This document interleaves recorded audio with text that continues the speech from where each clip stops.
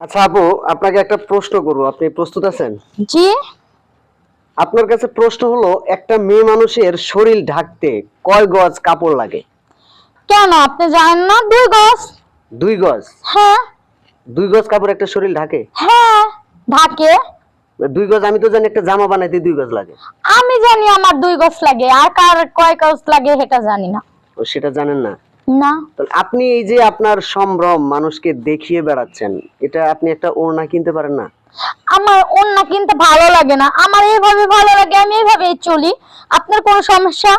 না না, আমার সমস্যা নেই। সমস্যা হলো যে আপনি এই যে এইভাবে ওয়েস্টার্ন পোশাক পরে আপনি রাস্তায় ঘুরে বেড়ান, এতে তো যুব সমাজ নষ্ট হচ্ছে।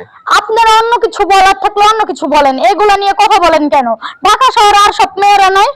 আধা গজ কাপড় নিয়ে দেখেন গায়ে একটু একটু জামা বানায় পড়তাছে, ঘুরতাছে, হেতে চোখে বাজে না। আর আমার জামা দেখে আবার চোখে বাজছে আপনার কাছে?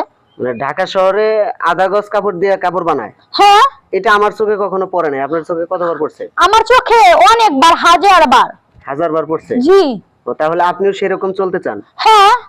তাহলে এই এই কাপড়টুকু পরার কি দরকার? এটুকু খুলে ফেলে দেন। আমার কাপড় পরা দরকার না খুলে ফেলা দরকার সেটা আমার ব্যক্তিগত বিষয়, আপনি বলবেন কেন?